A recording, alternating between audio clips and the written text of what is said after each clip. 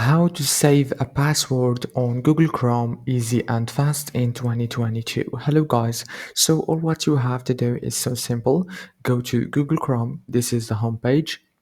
Now go here in the top corner, click on those three dots and go down to settings as you can see. Now all what you have to do is go right here to this autofill option, and after you click on autofill, now you will find the password manager right here. And all what you have to do now is so simple.